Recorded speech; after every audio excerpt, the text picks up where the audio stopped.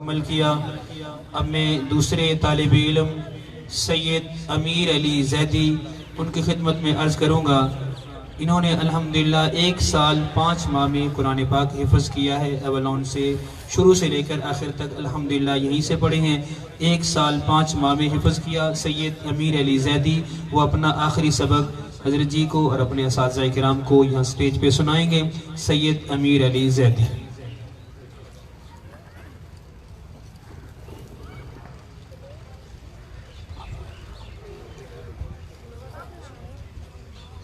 أعوذ بالله من الشيطان الرجيم بسم الله الرحمن الرحيم صبغة الله ومن أحسن من الله صبغة ونحن له عابدون قل أتحاجوننا في الله وهو ربنا وربكم ولنا أعمالنا ولكم أعمالكم ونحن له مخلصون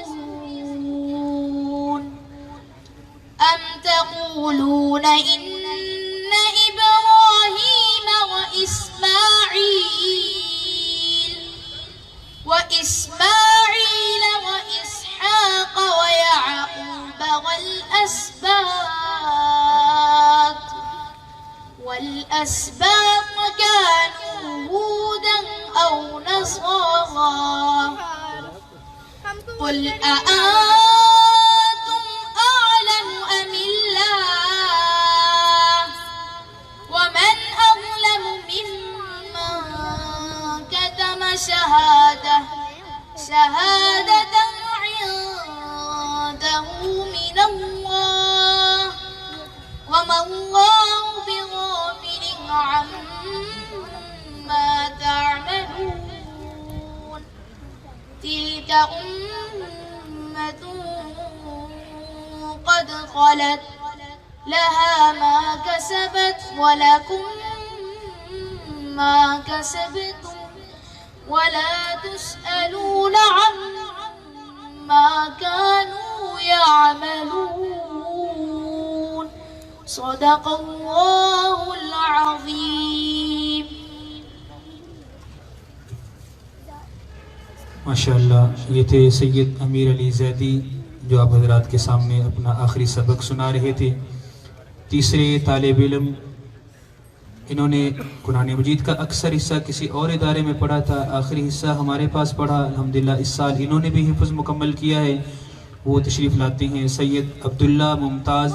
وہ آپ حضرات کو اپنا آخری سبق سنائیں گے۔ سید عبداللہ ممتاز۔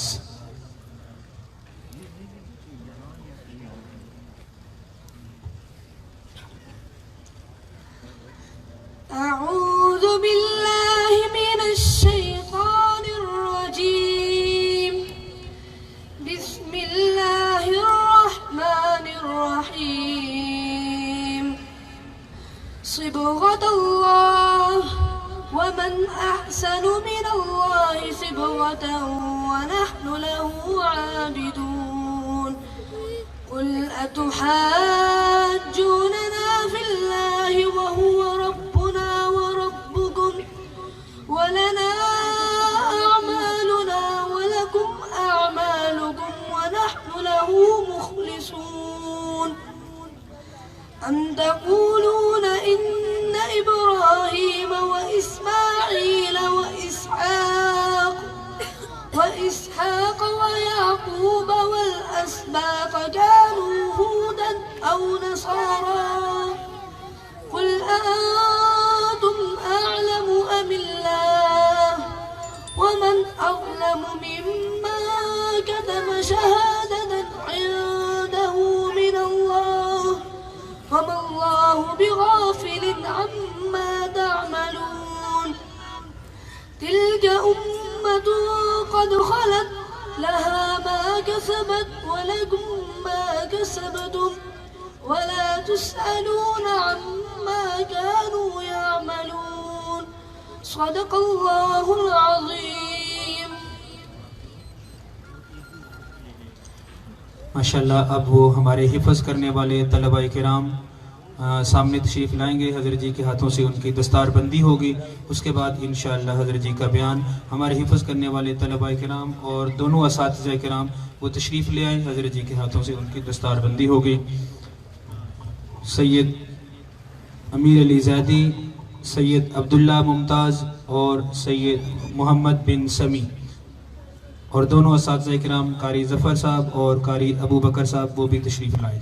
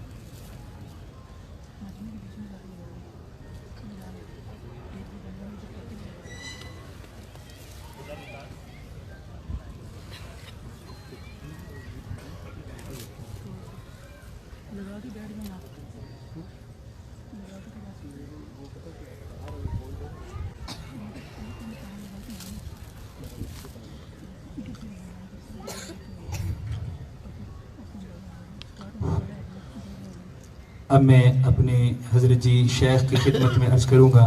انشاءاللہ آپ حضرات کے سامنے اپنے ملفوظات سے انشاءاللہ ہمیں نوازیں گے.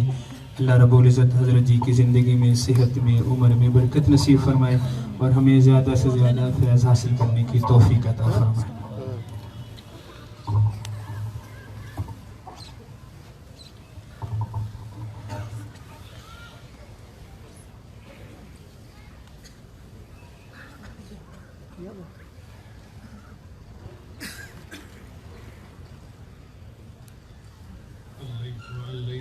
الحمد لله وكفى وسلام على عباده الذين اصطفى أما بعد أعوذ بالله من الشيطان الرجيم بسم الله الرحمن الرحيم وأن ليس للإنسان إلا ما سعى وأن سعيه سوف يرى سبحان ربك رب العزة عما يصفون وسلام على المرسلين والحمد لله رب العالمين اللهم صل على سيدنا محمد وعلى آل سيدنا محمد وبارك وسلم.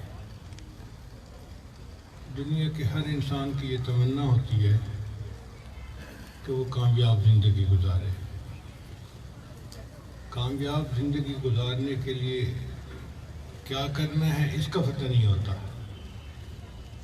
چنانچہ آج کے بیان میں جو گفتگو کی جائے گی وہ خالص طلباء کے لیے ہوگی.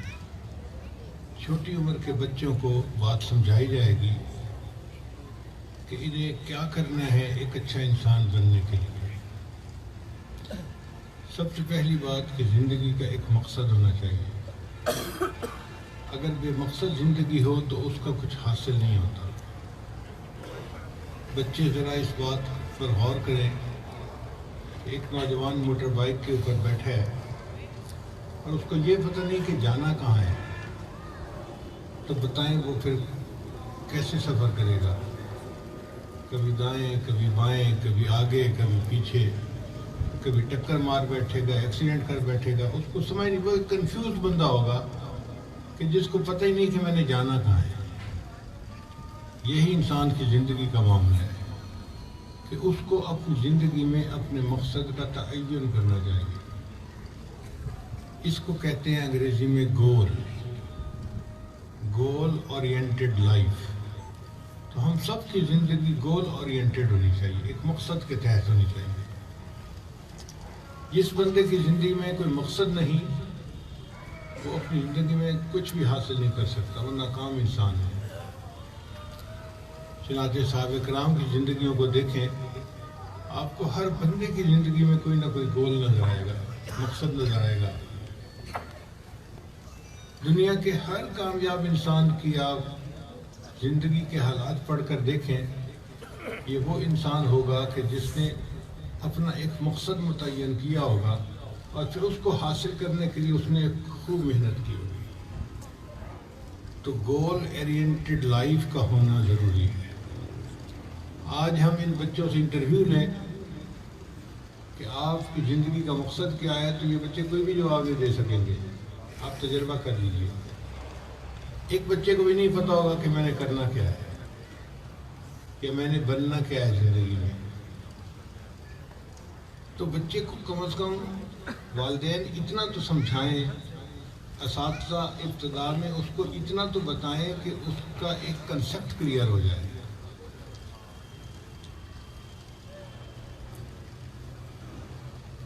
اور یہ گول کا متعین ہونا بچے کے مشورے کے ساتھ ہونا چاہیے۔ کچھ بچے پڑھائی میں بہت اچھے ہوتے ہیں، ٹھیک ہے، وہ پڑھائی میں آگے بڑھیں۔ کچھ کھیل میں بہت اچھے ہوتے ہیں، تو کوئی بات نہیں، وہ کھیل میں آگے بڑھیں۔ ضروری نہیں ہے کہ جس بچے کا کھیل میں زیادہ دل لگتا ہے اس کو زبردستی پڑھایا جائے۔ اس کو ایپٹیچیوڈ کہتے ہیں، کہ بچے کا ایپٹیچیوڈ دیکھا جائے کہ وہ کیا بننا چاہتا ہے، پھر اس کے بعد بچے کو اس کے بننے کے لیے موقع دینا چاہیے۔ ایک بچہ کہتا ہے کہ میں 3 ماہ کا تھا جب میری والدہ نے مجھے سوئمنگ پول کے اندر پھینک دیا۔ باہر ملکوں میں ایک کاسٹیوم بنی ہوتی ہے، وہ پہن لیتے ہیں تو اس سے بچہ ڈوبتا نہیں ہے، پانی کے اوپر فلوٹ کرتا رہتا ہے۔ تو 3 مہینے کے بچے کو ماں نے سوئمنگ پول کے اندر پھینک دیا۔ آپ حیران ہوں گے کہ جو انٹرنیشنل لیول کے سوئمنگ سکھانے والے انسٹیٹیوٹس ہیں نا، ان میں بچے کو کرالنگ سے پہلے لے کر جانا ضروری ہے۔ اگر بچے نے کرال کرنا شروع کر دیا اور آپ بچے کو لے کر گئے، وہ کہتے ہیں اٹس ٹو لیٹ، اب یہ اچھا سوئمر نہیں بن سکتا، اب اس کے مسل ڈیولپ نہیں ہو سکتے جو ہم کرنا چاہتے ہیں۔ تو اس سے بھی پہلے، کرالنگ سیکھنے سے پہلے، اب میرا خیال میں کوئی 6-7 مہینے کا بچہ تو کرالنگ کر لیتا ہے، اس سے بھی پہلے بچے کو پانی میں ڈالتے ہیں۔ 3 ماہ کا بچہ، وہ کہتے ہیں اس کے بعد ہر روز 2 گھنٹے میں سوئمنگ پول میں گزارتا تھا، حتیٰ کہ مجھے پانی کے اندر رہنے کے ساتھ ایک مناسبت پیدا ہو گئی۔ اور یہ محنت میں زندگی کے 30 سال کرتا رہا۔ جب 30 سال کی عمر کا میں بنا تو میں نے دنیا میں ورلڈ کا سوئمنگ چیمپئن کا اعزاز حاصل کر لیا۔ 30 سال کی انتھک محنت کے بعد اس نے چیمپئن کا اعزاز حاصل کیا، اور 2 گھنٹے وہ بلا ناغہ جو ہے وہ سوئمنگ کرتا تھا۔ تو گول متعین کیا جائے، پھر اس کے اوپر ڈٹ کر محنت کی جائے۔ اگر کسی بندے کی زندگی کا کوئی گول نہیں ہے نا، تو اس کی زندگی بیکار ہے۔ چنانچہ ایک کتاب میں نے دیکھی، اس کا ٹائٹل عجیب تھا کہ if someday you woke up without a goal, if someday you woke up without a goal, it's better to sleep again۔ اگر تم کس دن اٹھے ہو اور تمہارا کوئی گول نہیں، تو بہتر ہے کہ تم دوبارہ سو جاؤ۔ جاگنے کا کیا فائدہ ہے؟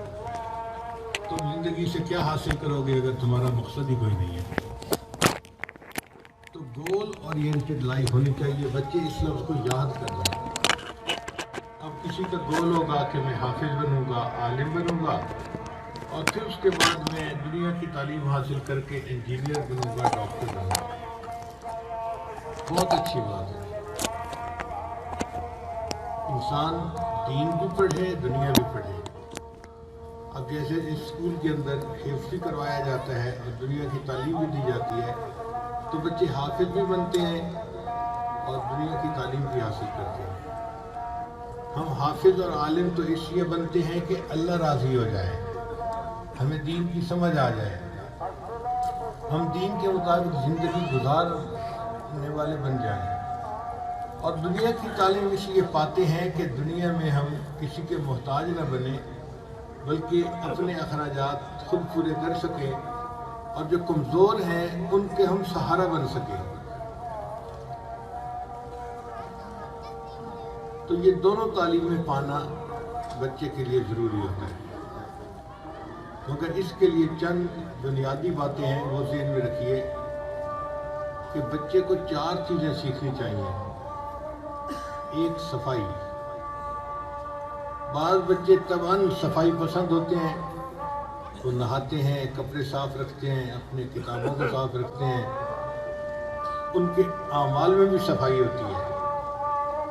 صفائی بچے کو ضرور سکھانی چاہیے۔ نبی علیہ السلام نے تو یہاں تک ارشاد فرمایا النظافۃ نصف الایمان، کہ صفائی آدھا ایمان ہے، اتنا اس بات پر زور دیا گیا۔ اور بعض بچوں کو بالکل صفائی کا پتہ ہی نہیں ہوتا، کپڑے بھی میلے، اور نہانا بھی ان کا بہت مشکل سے ہوتا ہے، ہفتے میں کوئی 1 مرتبہ، اور ان کی کافیاں دیکھو تو وہ بھی بہت ہی گندی، اور ان کے جو بستے ہوتے ہیں وہ بھی گندے۔ جس کمرے میں وہ رہتے ہیں اگر اس کو دیکھو تو اس کا بھی برا حال، کمرے کی ہر چیز آپ کو گندی نظر آئے گی۔ یہ جو گندگی پسند کرنے والا بچہ ہے، یہ کبھی اچھا انسان نہیں بن سکتا دنیا میں۔ ہمیں صفائی اور پاکیزگی سے محبت ہونی چاہیے۔ اللہ تعالیٰ کو صاف بندہ زیادہ پسندیدہ ہے۔ حدیث مبارکہ میں ہے، کپڑا جب تک صاف ہوتا ہے اللہ کا ذکر کرتا رہتا ہے، جب میلا ہوتا ہے اللہ کا ذکر کرنا بند کر دیتا ہے۔ تو آپ اس نیت سے اپنے کپڑوں کو، اپنی چیزوں کو صاف ستھرا رکھیں کہ یہ چیزیں اللہ کا ذکر کرتی ہیں۔ میلی ہو گئیں تو اللہ کا ذکر کرنا بند کر دیں گی، تو ایسی غافل چیزوں سے میں کیوں ان کو اپنے پاس رکھوں۔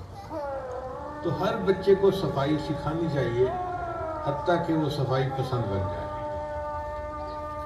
اور دوسری چیز اہم، وہ ہے سچائی۔ ہر بچے کو سچائی کی اہمیت بتانی چاہیے، حتیٰ کہ بچہ سچ بولنے والا بن جائے۔ جھوٹ انسان کی زندگی میں گھن کی طرح لگ جاتا ہے اور وہ انسان کو ناکام بنا دیتا ہے۔ دنیا میں جتنے برے انسان گزرے ہیں آپ دیکھیں وہ جھوٹ بولنے والے ہوں گے، اور جتنے دنیا میں اچھے انسان ہیں آپ دیکھیں وہ سچ بولنے والے انسان ہوں گے۔ سچائی کا کوئی نعم البدل نہیں ہوتا۔ حدیث مبارکہ میں نبی صاحب نے ارشاد فرمایا، مومن سب کچھ ہو سکتا ہے، مومن جھوٹا نہیں ہو سکتا۔ اس لیے کہ سچے کے ساتھ اللہ کی مدد ہوتی ہے۔ اور ایک مزے کی بات سن لیجئے کہ سچ بولنے کا ایک بڑا فائدہ یہ ہے کہ جس زبان سے ہمیشہ سچ نکلتا ہے وہ بندہ اللہ کو اتنا پیارا لگتا ہے کہ جب وہ دعا مانگتا ہے اللہ اس کی دعا کو بھی سچ بنا دیتے ہیں، قبول فرما لیتے ہیں کہ میرے اس بندے کی زبان سے جھوٹ نہیں نکلتا، اب یہ مجھ سے دعا مانگ رہا ہے، میں اس کی دعا کو رد کیسے کروں؟ تو سچے انسان کی دعا کو اللہ ہمیشہ قبول فرما لیتے ہیں۔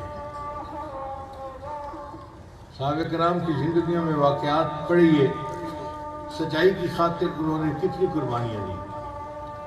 بچے کو کہنا چاہیے کہ بچے تیری حد غلطی معاف ہو سکتی ہے، لیکن اگر تو جھوٹ بولے گا نا تو ہم اس غلطی کو معاف نہیں کریں گے، پھر تجھے سزا دیں گے۔ ماں باپ اس کے اوپر سختی کرے، مگر مصیبت کہاں آتی ہے کہ بڑے خود جھوٹ بولتے ہیں، تو بچے کو سچ بولنے پہ کیسے مجبور کر سکتے ہیں؟ ماں باپ آپس میں ایک دوسرے کے ساتھ بات چیت کر رہے ہوتے ہیں اور بچے نوٹ کر رہے ہوتے ہیں خاموش، امی جھوٹ بول رہی ہے، یہاں ابو جھوٹ بول رہا ہے، کیونکہ ان کو پتہ ہوتا ہے حقیقت کا۔ اب ماں باپ کی کیا رسپیکٹ بچے کے دل میں رہ جائے گی؟ تو ماں باپ اپنی زندگی کی بنیاد بھی سچ پہ رکھیں اور بچے کو بھی سچ سکھائیں۔ جس بچے کی زندگی میں سچ آ گیا آپ سمجھ لیں کہ اس بچے کی زندگی سنور گئی۔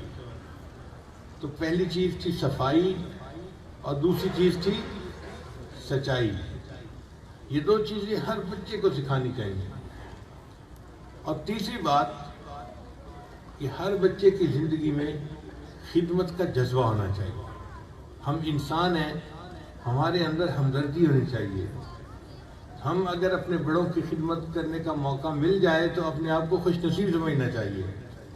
کچھ بچے اتنے سست ہوتے ہیں کہ ان کے لیے پانی کا گلاس بھر کے خود پینا بھی مشکل ہوتا ہے۔ یہ ایسے بچے کسی کام کے نہیں بن سکتے۔ بچہ وہ اچھا کہ اگر بڑے کوئی بات کہہ دے وہ خوشی سے ان کی خدمت کرے۔ ہمارے ایک دوست انڈیا گئے، وہاں ایک عالم کے گھر ان کا رہنا ہوا۔ وہ کہتے ہیں کہ ان کا ایک بچہ تھا جس کی عمر تقریباً کوئی 7-8 سال تھی، اور وہ ان کا بڑا بیٹا تھا۔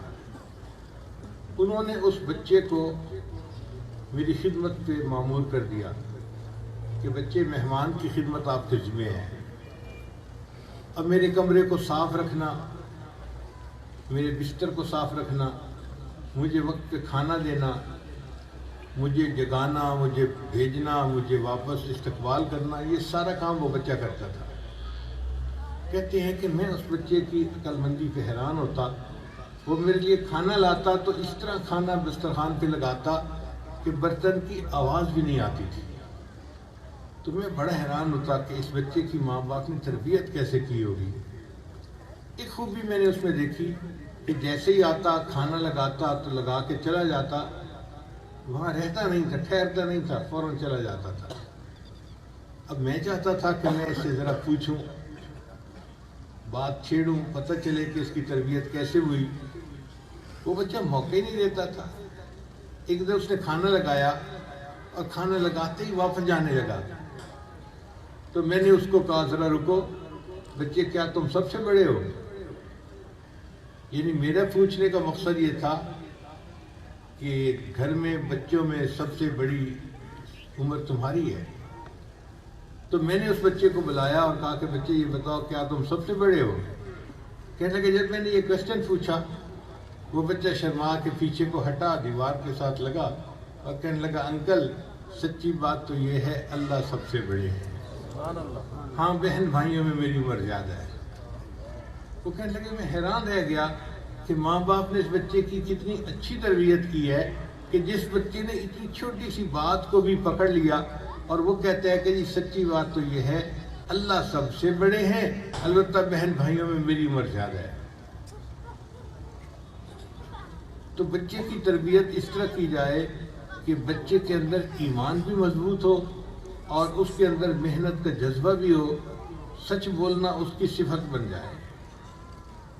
تو سچائی، صفائی اور تیسری چیز کیا تھی؟ خدمت کا جذبہ ہونا چاہیے۔ بچہ جتنا خدمت کر کے تھکے شور نہ مچائے، امی ابو کو شکریہ نہ کرے کہ میں بہت تھک گیا ہوں، بلکہ خوشی منائے کہ آج اللہ نے میرے بدن کو اپنے بڑوں کی خدمت کے لیے قبول کر لیا۔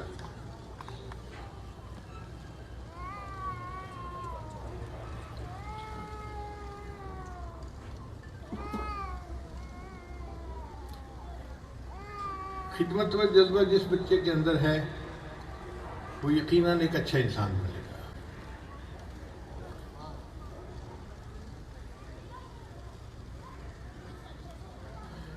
تو یہ خدمت کا جذبہ تب پیدا ہوتا ہے جب انسان کے اندر ہمدردی ہوتی ہے، دوسرے کے بارے میں دل کے اندر محبت ہوتی ہے، تب انسان خدمت بھی کرتا ہے، دوڑ دوڑ کے کرتا ہے، بھاگ بھاگ کے کرتا ہے۔ اور جس بندے کے اندر ہمدردی نہیں وہ بندہ تو بندہ کہلانے کے بھی قابل نہیں ہے۔ میں نے کل کی مجلس میں ایک واقعہ سنایا، آج پھر طلباء کو سنا دیتا ہوں کہ ہم لوگ جب کالج میں پڑھتے تھے تو ایک کتاب میں، انگریزی کی کتاب میں مضمون تھا، وہ مضمون کسی سائنسدان نے لکھا تھا۔ اس نے لکھا کہ آنے والے وقت میں انسان روبوٹ بنائے گا اور روبوٹ ہر لحاظ سے انسان سے بہتر کام کرے گا. انسان تو 4-6 گھنٹے کام کر کے تھک جاتا ہے، روبوٹ 24 گھنٹے بھی کام کرے گا تو نہیں تھکے گا. انسان دیکھتا ہے تو دن میں دیکھتا ہے، رات کو نہیں دیکھتا. روبوٹ ایسا ہوگا جس میں نائٹ ویژن بھی لگا ہوگا کہ وہ رات کو بھی دیکھ سکے گا. پھر انسان ایک نہیں 2-3 زبانیں جانتا ہے، وہ روبوٹ دنیا کی تمام زبانیں جانتا ہوگا. جس زبان میں اس سے گفتگو کی جائے گی وہ اس زبان میں جواب دے گا. پھر انسان جو ڈاکٹر ہے وہ انجینئر نہیں، جو انجینئر ہے وہ ڈاکٹر نہیں، مگر اس روبوٹ کی میموری میں انجینئرنگ کا نالج بھی فیڈ کیا جائے گا اور ڈاکٹری کا نالج بھی فیڈ کیا جائے گا. تو آپ سوئچ کو آن کر دیں جس لحاظ سے وہ وہی بن کر آپ سے بات کرنا شروع کر دے. اس کے کہنے کا مقصد یہ تھا کہ وہ روبوٹ ہر لحاظ سے فنکشن کے اعتبار سے انسان سے بہتر ہوگا. پھر اس سائنسدان نے خواب میں اللہ تعالیٰ کے سامنے حاضری دی تو اس سائنسدان نے اللہ سے عرض کیا، یا اللہ میرا روبوٹ آپ کے بندوں سے زیادہ بہتر ہے. اللہ نے فرمایا کیسے؟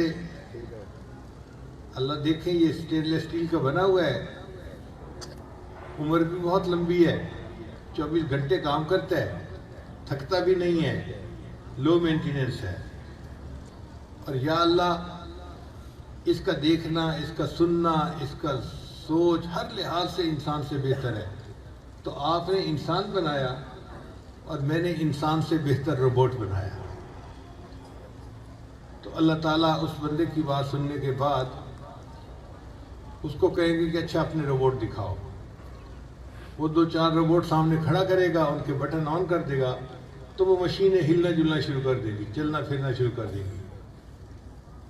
تھوڑی دیر وہ مشینیں چلتی رہیں گی، پھر اللہ تعالیٰ اپنی قدرت سے ایک روبوٹ کے اندر کوئی فالٹ پیدا کر دے گی، اس کی شافٹ ٹھک کر کے ٹوٹ جائے گی.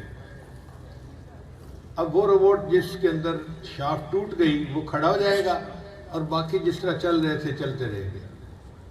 اللہ اس سائنسدان سے فرمائیں گے کہ دیکھ لیا تو نے اپنے روبوٹ کو؟ جی یا اللہ ایک کے اندر فالٹ آ گیا، باقی تو چل رہے ہیں اپنا کام کر رہے ہیں. اللہ فرمائیں گے اچھا اب میرے انسان کو بھی دیکھ. اللہ تعالیٰ اس کے سامنے 4-5 انسانوں کو کھڑا کریں گے اور اللہ کی شان کہ اللہ اپنی قدرت سے ان میں سے ایک کے پیٹ میں درد پیدا کر دیں گے. اب جس کے پیٹ میں درد ہوگا نا وہ تو رونا شروع کر دے گا، او میں مر گیا، او میرا تو پیٹ میں بہت درد ہو رہی ہے، بہت درد ہو رہی ہے. جیسے وہ کہے گا نا درد ہو رہی ہے، درد ہو رہی ہے، تو باقی 4-5 جو ہوں گے نا وہ اس کے قریب آ جائیں گے، اس کو لٹائیں گے. کوئی اس کا سر دبائے گا، کوئی اس کا پاؤں دبائے گا، کوئی اس کے ساتھ میٹھا بول بولے گا، تسلی کی بات کرے گا، اور کوئی اس کے پیٹ کی مالش شروع کر دے گا. اب وہ بندہ جو تکلیف کی وجہ سے کراہ رہا ہوگا نا، وہ جب بار بار کہے گا نا مجھے بہت تکلیف ہو رہی ہے، بہت تکلیف ہو رہی ہے، تو جو بندہ اس کی خدمت کر رہا ہوگا نا اس کی آنکھوں میں آنسو آ جائیں گے. اللہ تعالیٰ سائنسدان کو کہیں گے دیکھا تو نے میرے بندوں کو؟ یا اللہ کیا دیکھنے والی بات تھی؟ اللہ فرمائیں گے دیکھو تکلیف ایک کے پیٹ میں ہوئی ہے اور اس کی وجہ سے آنسو دوسرے کی آنکھ سے آ رہے ہیں. کیوں آنسو آ رہے ہیں؟ اس کے دل میں اس کے بارے میں ہمدردی موجود ہے. یہ جذبہ ہمدردی تیری مشینوں میں نہیں ہے. تو وہ سائنسدان پھر مانے گا یا اللہ آپ نے بالکل ٹھیک کہا، میرے روبوٹ میں جتنی مرضی شفٹیں آ جائیں ان کے اندر ہمدردی کا جذبہ آپس میں ایک دوسرے کے ساتھ نہیں آ سکتا.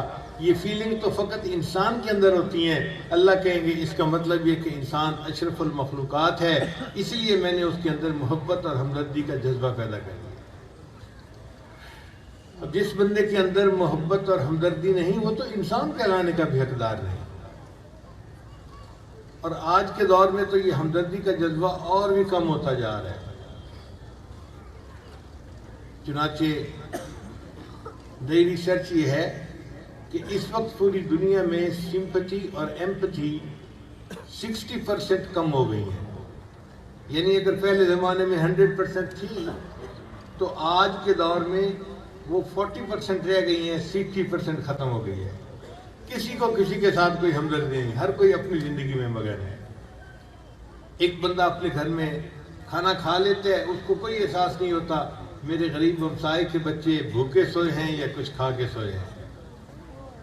ایک بندہ تکلیف میں ہوتا ہے اور دوسرا اس کا مذاق اڑا رہا ہوتا ہے، دوسرا بیٹھا اس پر باتیں بنا رہا ہوتا ہے. یہ نہیں ہوتا کہ میرے بھائی کے اوپر تکلیف آ گئی تو میں اس کے لیے دعا. کہ جو بچے پہلے زمانے میں ہوتے تھے وہ اگر دیکھتے کہ ایک بندے نے دوسرے بندے کے مکہ مارا تو ان کو مکہ مارنے والا برا لگتا تھا، اور جس کو مکہ مارا جاتا تھا اس سے ان کو ہمدردی ہوتی تھی. اور اب کارٹون بن گئے، اب کارٹون میں ایک دوسرے کو مار رہا ہے اور جو بیٹھنے والا ہے اس کے جذبات کا ان کے ساتھ کوئی تعلق نہیں ہوتا. اس نے اس کو مار دیا، اس نے اس کو مار دیا، بچے کو کیا؟ کیونکہ بچہ کارٹون دیکھتے دیکھتے دیکھتے دیکھتے پریکٹیکل لائف میں بھی ایسا بن جاتا ہے کہ ایک بندہ تکلیف میں ہے، دوسرا اس کو اور تکلیف پہنچا رہا ہے، بچے کو کوئی پرواہ نہیں ہوتی کون کیا کر رہا ہے کون نہیں کر رہا. تو سمپتھی جو ہے وہ کارٹونوں کی وجہ سے دنیا کے اندر کم ہوتی جا رہی ہے. اس لیے جو بچے زیادہ کارٹون دیکھتے ہیں ان کے اندر ہمدردی کا جذبہ کم ہو جاتا ہے. تو بچوں کو ایسے کارٹون دیکھنے سے بچانا چاہیے جس سے کہ ان کے اندر یہ ہمدردی کا بنیادی جذبہ ہی کم ہو جائے. تو بچے کے اندر صفائی ہونی چاہیے، سچائی ہونی چاہیے، ہمدردی کا جذبہ ہونا چاہیے، خدمت کا جذبہ ہونا چاہیے. اور تیسرا، والدین بھائی بہن ان کے ساتھ محبت کا تعلق اس کو رکھنا چاہیے. آج کل کے بچوں میں یہ بات بھی دیکھنے میں آ رہی ہے کہ ان کو کسی سے کوئی تعلق نہیں ہوتا. پہلے جو محبت وہ ماں سے کرتے تھے یا اظہار کرتے تھے، آج اس کا اظہار بھی نہیں کرتے. ان کی ماں کی محبت کا اظہار صرف اتنا ہے کہ پورے سال کے اندر ایک مدر ڈے منا لیا جاتا ہے، اور وہ سمجھتے ہیں کہ بس مدر ڈے منا کر ہم نے ماں سے محبت کا اظہار کر دیا، باپ سے محبت کا اظہار کر دیا. اس لیے کافروں کی دنیا میں بچے کا ماں باپ کے ساتھ جو تعلق ہونا چاہیے وہ نہیں ہے. دنیا پریشان ہے اس وجہ سے. امریکہ میں نیو یارک کے قریب ایک اور ریاست ہے، وہاں پر ایک ماں نے اپنے بیٹے پر مقدمہ کیا. ماں نے مقدمہ یہ کیا کہ میں بیوہ عورت ہوں، خاوند میرا فوت ہو چکا اور میں اپنے جوان بیٹے کے ساتھ زندگی گزار رہی ہوں. گھر میں جوان بیٹے کے سوا اور کوئی نہیں. اور مقدمہ یہ ہے کہ میرے بیٹے نے کتا پالا ہوا ہے اور یہ دن میں 2-3 گھنٹے اس کتے کو نہلاتا ہے، ساتھ لے کر جاتا ہے، بھگاتا ہے، کھانا کھلاتا ہے، 2-3 گھنٹے اس کے ساتھ گزارتا ہے. لیکن یہ میرا بیٹا میرے کمرے میں 5 منٹ کے لیے نہیں آتا. میرا بیٹا ہے، میں اس کی شکل دیکھنے کو ترستی ہوں. تو عدالت بچے کو حکم دے کہ یہ روزانہ 5 منٹ کے لیے مجھے آ کے اپنی شکل تو دکھا جایا کرے. اپنے کمرے میں گھسا رہتا ہے، سکول جاتا ہے، کتے کو جو ہے نا ٹائم دیتا ہے، اور میں ماں ہوں، میرے پاس 5 منٹ کے لیے بھی نہیں آتا. تو میں درخواست کرتی ہوں کہ عدالت بچے کو حکم دے کہ وہ 5 منٹ کے لیے روزانہ میرے سامنے آیا کرے، میں اس کے چہرہ تو دیکھ لیا کروں. اب بچے نے بھی مقدمے کا وکیل کیا اور ماں نے بھی وکیل کیا، اور یہ مقدمہ عدالت میں چلا، اور اس کی پوری تفصیل اخباروں میں بھی آئی اور ٹی وی کے اوپر بھی دکھائی گئی پوری قوم کو. عجیب و غریب مقدمہ تھا. اب ماں کے وکیل نے اپنے دلائل دیے اور بچے کے وکیل نے اپنے دلائل دیے. دلائل سننے کے بعد جو جج تھا اس نے مقامی قانون کے مطابق فیصلہ دیا کہ جی بچے نے چونکہ کتا پالا ہے اس لیے کتے کی خدمت بچے کے اوپر لازم ہے، لائبلٹی ہے وہ کتا. 3 گھنٹے لگے، 5 گھنٹے لگے، بچے کو اس کتے کی ضروریات کا خیال کرنا چاہیے. اور اس کو بھگانا چاہیے، کھانا کھلانا چاہیے، نہلانا چاہیے، یہ سب کام کرنا چاہیے۔ رہ گئی ماں، تو بوڑھی ماں بچے کی لائبلٹی نہیں ہے۔ اگر بچے کا دل چاہے گا تو وہ کمرے میں آئے گا، اگر نہیں آتا تو ہم اس کو مجبور نہیں کر سکتے۔ اب آپ بتائیے کہ جہاں ماں اور بیٹے کا تعلق یہ ہو، اس معاشرے میں سکون کیسے ہو سکتا ہے؟ اس لیے وہ لوگ اتنی ترقی کے باوجود پریشان حال زندگی گزارتے ہیں، اور ہمارے ہاں الحمدللہ آج بھی اتنی بے عملی کے باوجود بچے اور والدین کے درمیان ایک فطری محبت کا رشتہ قائم ہوتا ہے۔ ہر گھر کے اندر آپ دیکھیں بچے اپنی ماں سے محبت کا اظہار کرتے ہیں، ماں بچوں پہ قربان جاتی ہے، اور یہ ایک عجیب محبت کا تعلق ہوتا ہے اولاد ماں باپ کے درمیان۔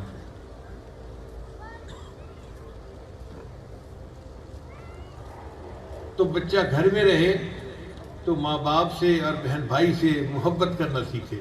کچھ بچے ضدی قسم کے ہوتے ہیں، تھوڑی تھوڑی بات پہ بھائی سے لڑائی، تھوڑی تھوڑی بات پہ بہن سے لڑائی، گھر میں کسی نہ کسی قسم کی لڑائی چلتی رہتی ہے۔ ایسے بچے اچھے نہیں ہوتے، بلکہ اگر گھر میں بڑا کوئی زیادتی بھی کر لے تو چھوٹے کو چاہیے کہ وہ اس کی زیادتی کو برداشت کر لے، صبر کر لے، اس پر اللہ اس سے راضی ہو جائے گا۔ مگر بھائی بھائی ہوتا ہے، آپس میں محبت کا تعلق رکھنا چاہیے۔ یہ جو بھائی بھائی کا رشتہ ہے نا، اس رشتے کا کوئی بدل نہیں ہو سکتا۔ چنانچہ حضرت موسیٰ علیہ السلام کو اللہ نے نبوت عطا فرمائی اور حکم دیا کہ آپ فرعون کے پاس جائیں۔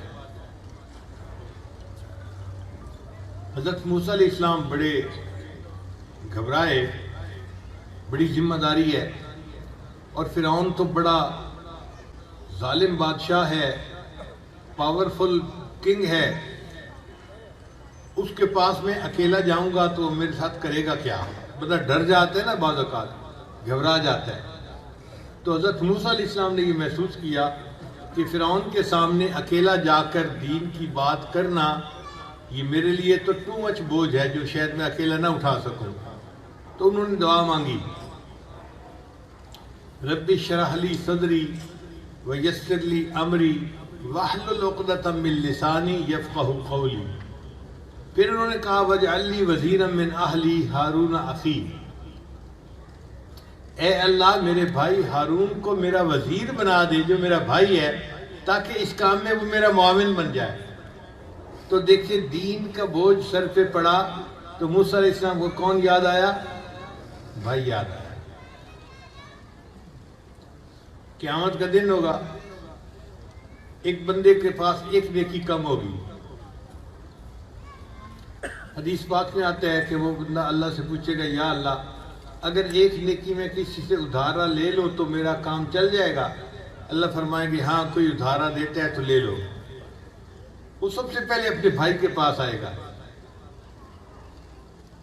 تو قیامت کی مصیبت میں بھی اگر بندہ ہیلپ مانگے گا تو کس سے مانگے گا؟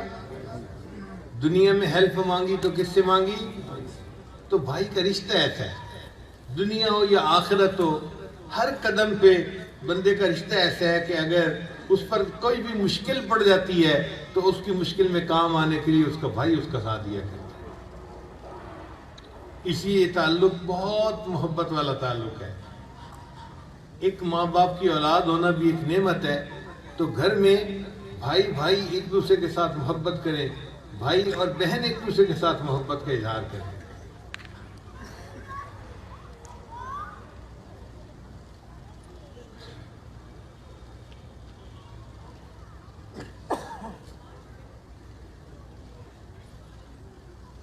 کتابوں میں ایک واقعہ لکھا ہے کہ ایک بادشاہ نے ایک عورت کے بھائی کو،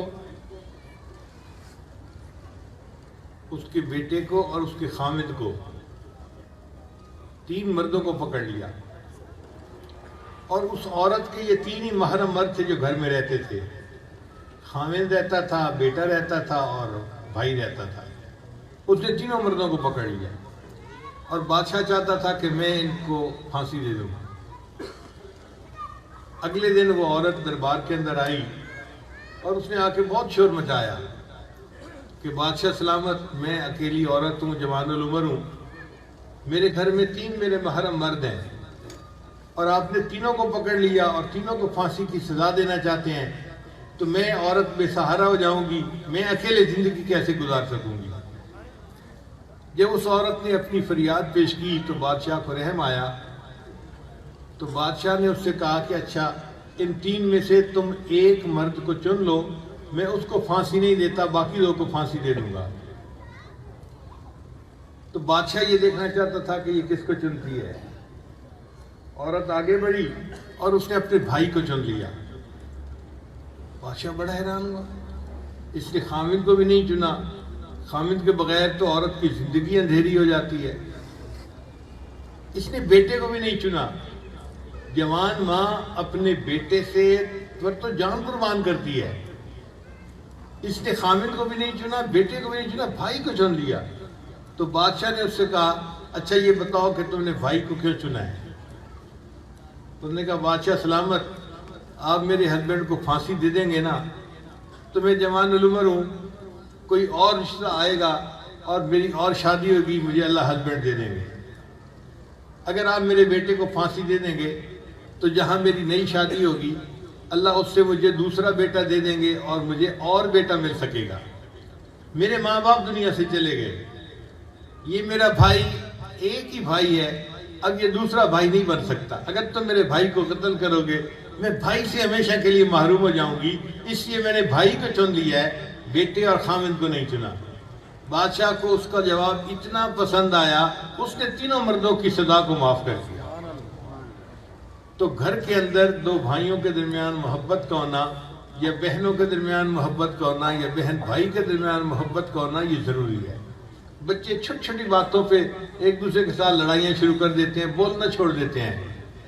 اب 2 بھائیوں کی آپس میں بول چال بند ہے، یہ کیا بات ہوئی بھائی؟ ایسے نہیں ہونا چاہیے۔ تو گھر کے افراد کے ساتھ محبت کا تعلق رکھنا یہ بچے کو سیکھنا چاہیے۔ تو میں نے 4 باتیں بتائیں، صفائی، سچائی، تیسری بات کیا تھی؟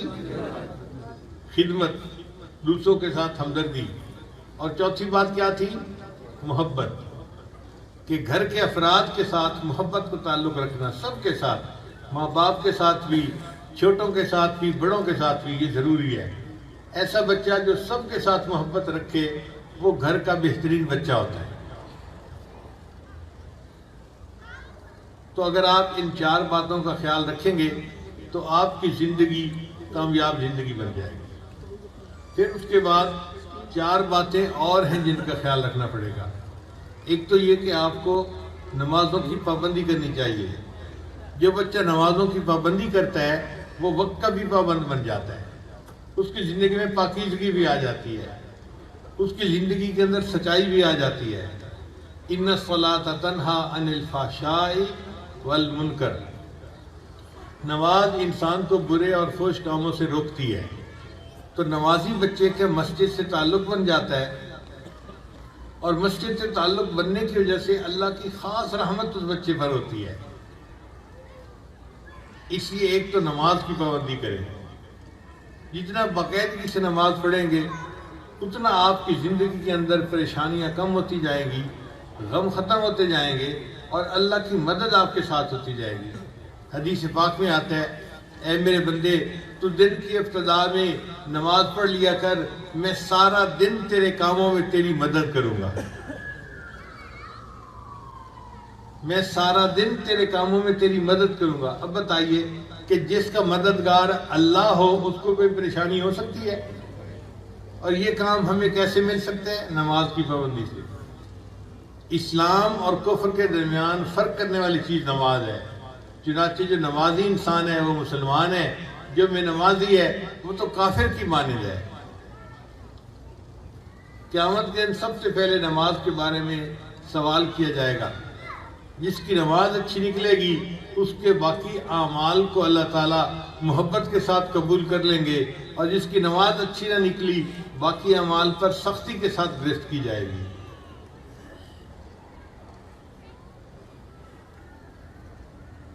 اور نماز پڑھنے والے بچے کی صحت بھی ٹھیک رہتی ہے۔ عزیز طلباء، یہ بات ذرا توجہ کے ساتھ سنیے گا، نماز پڑھنے والے بچے کی، ذرا اونچا بولے نا، صحت ٹھیک رہتی ہے۔ وجہ کیا ہے کہ نماز کے اندر روحانی فائدے بھی ہیں، جسمانی فائدے بھی ہیں۔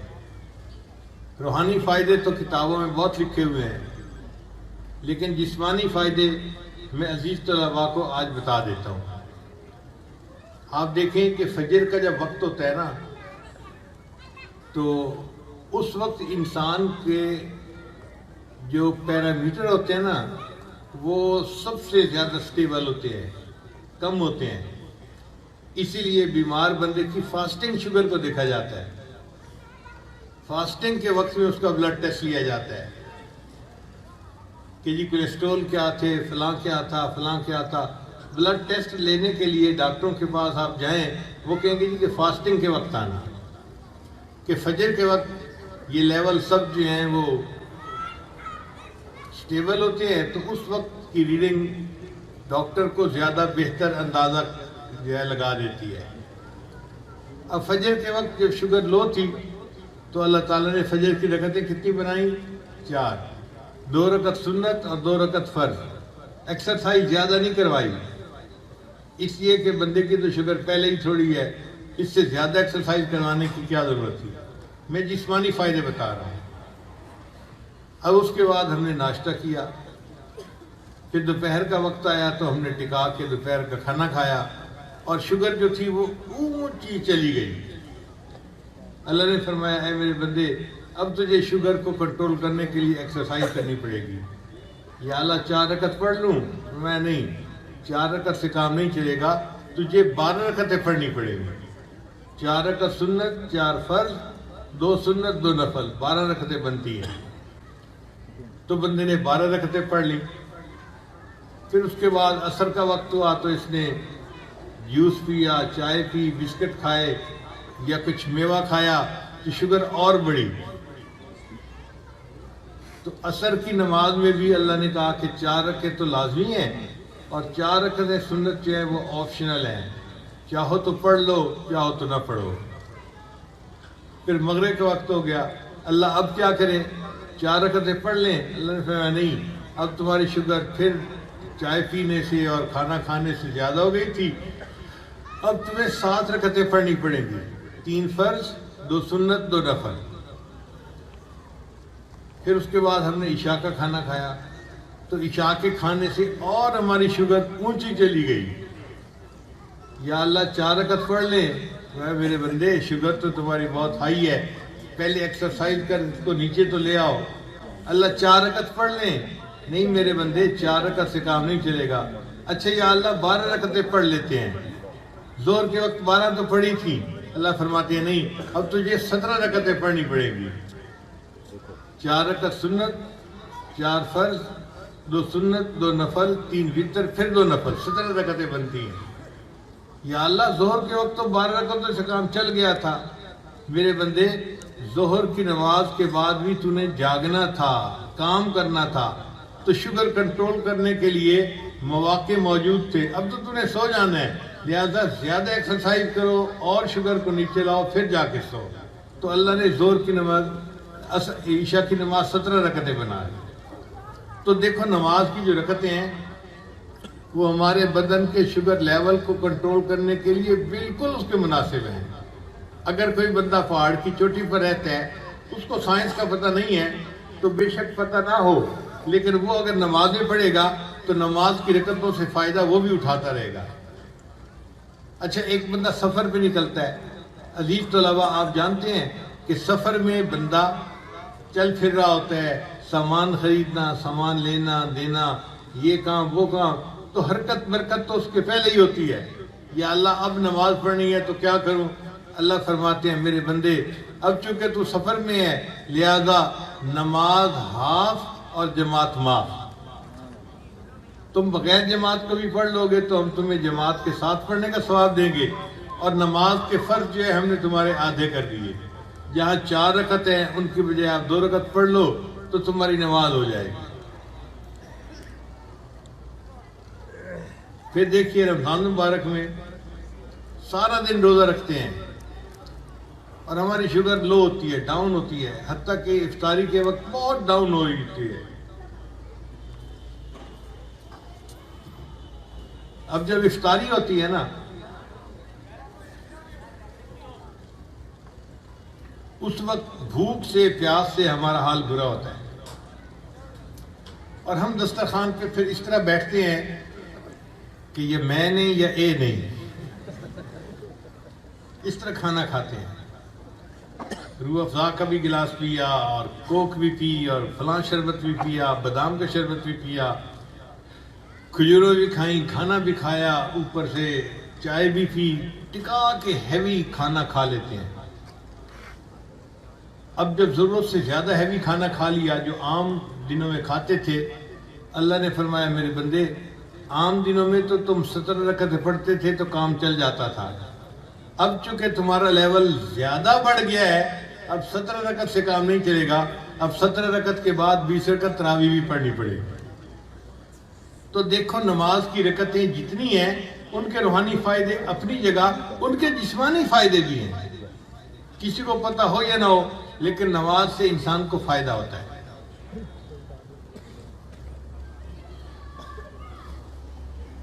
نماز کا ایک اور فائدہ کہ بندے کی خوبصورتی میں اضافہ ہو جاتا ہے۔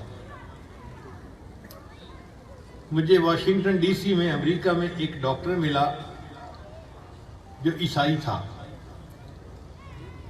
کہنے لگا کہ آپ مسلمان ہیں؟ میں نے کہا الحمدللہ میں مسلمان ہوں۔ میں نے پوچھا آپ کون ہیں؟ کہنے لگا میں عیسائی ہوں، مگر میں روزے بھی رکھتا ہوں اور میں نماز بھی پڑھتا ہوں۔ تو مجھے بڑی حیرت ہوئی کہ یہ عیسائی ہے، اسلام کو نہیں مانتا، یہ نبی علیہ السلام کو نہیں مانتا، اور یہ کہتا ہے کہ میں نماز بھی پڑھتا ہوں اور میں روزے بھی رکھتا ہوں۔ میں نے کہا روزے کیوں رکھتے ہو؟ کہنے لگا میں ڈاکٹر ہوں اور میں نے دیکھا ہے کہ ہمارا معدہ پورا سال اوور لوڈ رہتا ہے، تو بندے کے اندر کچھ ٹاکسک میٹیریل ایسے ہیں جو جمع ہو جاتے ہیں اور وہ اس وقت پروسیس ہوتے ہیں جب پیٹ خالی ہوتا ہے۔ اب ہم پیٹ کو تو خالی ہونے ہی نہیں دیتے، لہٰذا وہ ٹاکسک میٹیریل اندر رہتے ہیں اور بیماریوں کا ذریعہ بنتے ہیں۔ جب رمضان شریف آتا ہے تو مسلمان لوگ روزہ رکھتے ہیں، اس وقت پیٹ خالی ہوتا ہے، اور جب خالی پیٹ ہوتا ہے تو پھر جسم وہ جو ٹاکسک میٹیریل ہے اس کو وہ پروسیس کر کے جسم سے نکال دیتا ہے، تو بندہ بڑی بڑی بیماریوں سے بچ جاتا ہے۔ میں نے اس کے اوپر جب ریسرچ کی تو میرے دل نے کہا کہ اگرچہ میں عیسائی ہوں مگر مجھے بدنی فائدہ تو حاصل کرنا چاہیے، میں سال میں 40 دن روزے رکھتا ہوں اس جسمانی فائدے کی خاطر۔ ایک عیسائی ہے، ایک بندہ غیر مسلم ہے، اور وہ فائدے کی خاطر 40 دن روزے رکھتا ہے ہر سال۔ میں نے پوچھا پھر نماز کیوں پڑھتے ہو؟ کہنے لگا آپ کو پتہ ہے کہ انسان کا دل نیچے ہے، سر اوپر ہے۔ کہاں بالکل ٹھیک ہے۔ کہنے لگا جب گھر میں پمپ لگا ہوا نا تو گراؤنڈ فلور پر پانی کا پریشر ٹھیک ہوتا ہے، پہلی منزل پہ پریشر کم ہوتا ہے، اور دوسری منزل پہ تو پریشر جاتا ہی نہیں، پانی نہیں جاتا، اونچا ہو جاتا ہے نا۔ کہنے لگا یہی حال ہے کہ ہمارے جسم کے جو نیچے کا دھڑ ہے نا، ادھر تو خون اچھے طریقے سے جاتا آتا ہے، پورے جسم سرکولیٹ کرتا ہے، ہمارا دماغ اوپر ہے، تو وہاں پر وہ پریشر نہیں ہوتا جو ہونا چاہیے۔ اس وجہ سے ہمیں کوئی ایسا کام کرنا چاہیے کہ زندگی میں وہ وقت آئے کہ دل اوپر ہو اور دماغ نیچے ہو۔ کہنے لگا میں نے بڑا سوچا، پھر میں نے ایک مسلمان کو نماز پڑھتے دیکھا تو میں نے دیکھا کہ اس نے سجدہ کیا، تو میں نے پوچھا تم نے یہ کیا کیا؟ اس نے کہا جی یہ نماز کا سجدہ ہے، یہ ضروری ہوتا ہے۔ تو میں نے کہا کہ ہاں یہ وہ پوزیشن ہے جس میں انسان کا دل اوپر ہوتا ہے اور سر نیچے ہوتا ہے۔ تو میں نے دیکھا کہ اگر وہ بندہ لمبا سجدہ کر لے تو اس کے پورے چہرے کے اوپر خون اچھی طرح جاتا ہے فلڈ ہو کے، اور اس کے دماغ میں فلڈ ہو کے جاتا ہے۔ ایسے بندے کی میموری بھی اچھی ہوتی ہے اور اس کے چہرے کے اوپر حسن بھی زیادہ ہو جاتا ہے۔ پھر وہ مجھے کہنے لگا ہنس کے کہ کہ اگر مسلمان عورتوں کو پتہ چل جائے کہ لمبا سجدہ کرنے سے ان کے چہروں کے اوپر کتنی تازگی آ جائے گی، کتنی نور آ جائے گا، تو وہ یہ کریمیں لگانی چھوڑ دیں، لمبے لمبے سجدے کرنا شروع کر دیا کریں۔ یہ بات ایک عیسائی ڈاکٹر مجھے کہہ رہا ہے۔ تو دیکھیے روزے اور نماز کے اندر فائدے کو دیکھ کے ایک عیسائی نے بھی یہ کام کرنے شروع کر دیے۔ ہم تو مسلمان ہیں، ہم تو اللہ کا حکم سمجھ کے نماز پڑھیں، روزے رکھیں تاکہ ہمارا رب ہم سے راضی ہو جائے، جسمانی فائدے تو ہمیں ملتے ہی رہیں گے۔ تو نماز کا فائدہ یہ کہ انسان وقت کا پابند ہو جاتا ہے، دوسرا نماز پڑھنے والا بچہ صفائی پسند ہو جاتا ہے، اور تیسرا نماز پڑھنے والا بچہ اس کا دماغ بھی تیز ہو جاتا ہے اور اس کے چہرے کے اوپر نور آ جاتا ہے، رونق آ جاتی ہے۔ تو نماز کی بھی پابندی ہر طالب علم کو کرنی چاہیے۔ یہ نہیں ہے کہ ماں باپ ہی پیچھے پڑے رہیں، نماز نہیں پڑھی اور بچے بہانے بناتے رہیں، امی ابھی تو بڑا وقت پڑا ہے اور پھر آخر کے اوپر پڑے بغیر ہی سو جائے۔ بچے خود اس بات کی کوشش کریں کہ وہ نماز پڑھیں اور نماز کے روحانی اور جسمانی فائدے حاصل کریں۔ تو نماز پڑھنا بھی ہمارے لیے کامیاب زندگی کے لیے ضروری ہے۔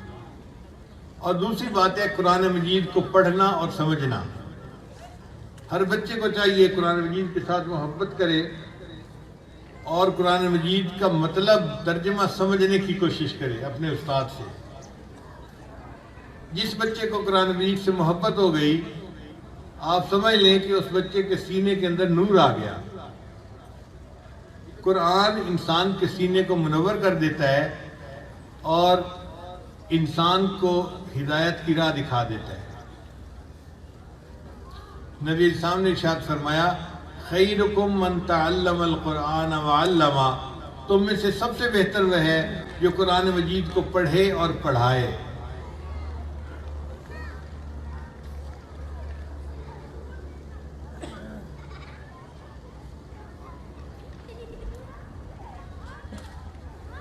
عزیز طلباء، ایک بات ذہن میں رکھیے گا، حدیث پاک میں آتا ہے کہ جو بچے قرآن مجید پڑھتے ہیں یا بڑے قرآن مجید پڑھتے ہیں، فرشتے ان کے لبوں کو بوسہ دیتے ہیں۔ جو لوگ قرآن مجید پڑھتے ہیں، فرشتے ان کے لبوں کو بوسہ دیتے ہیں۔ حدیث پاک میں آتا ہے کہ فرشتے قرآن مجید پڑھ نہیں سکتے، سن سکتے ہیں۔ قرآن مجید پڑھنے کی سعادت فقط انسان کو حاصل ہے۔ تو جب کوئی بچہ قرآن مجید پڑھنا شروع کرتا ہے یا بندہ پڑھنا شروع کرتا ہے تو فرشتے بھاگتے ہیں، آؤ بھائی آؤ، دیکھو اللہ کا قرآن سننے کے لیے۔ فرشتوں کو اللہ کا کلام اچھا لگتا ہے، وہ قریب ہوتے جاتے ہیں۔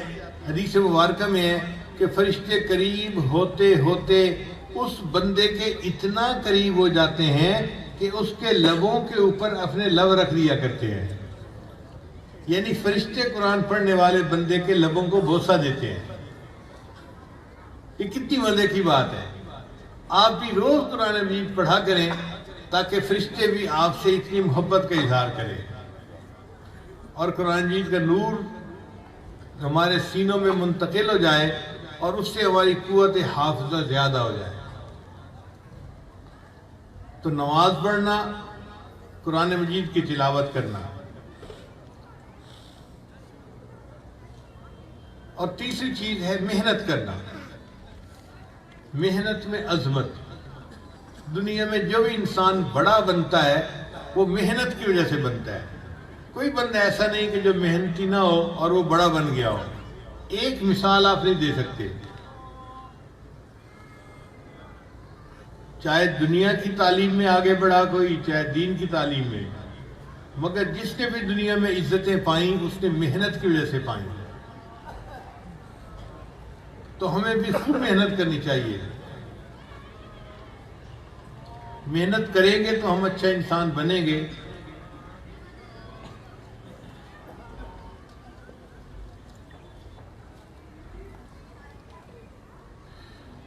محنت کریں تو ہم کامیاب انسان بنیں گے۔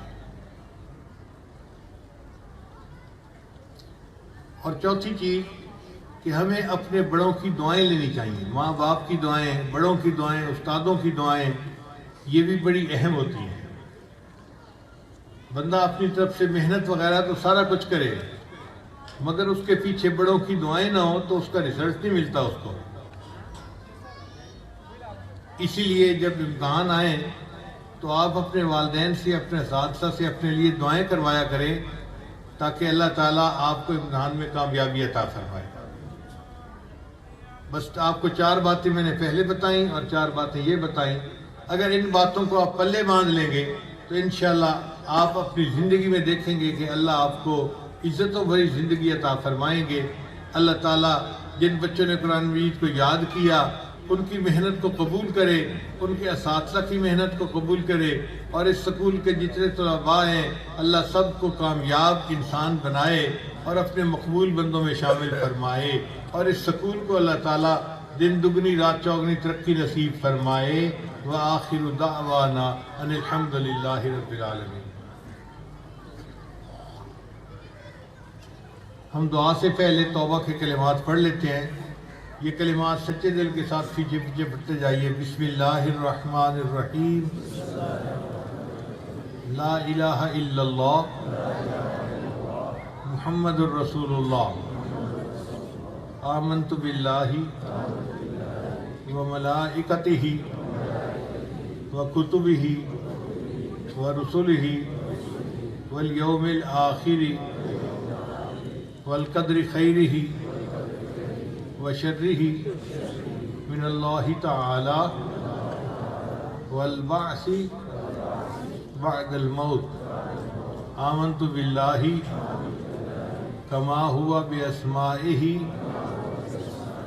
وصفاتہ وقبلت جمیع احکامہ اقرار باللسان وتصدیق بالقلب. اشہد ان لا الہ الا اللہ واشہد ان محمدا عبدہ ورسولہ. استغفر اللہ ربی من کل ذنب واتوب الیہ برحمتک یا ارحم الراحمین. ان کلمات کو پڑھنے سے ہم تو بتائے ہو چکے ہیں. اب سب حضرات دعا کر لیجیے.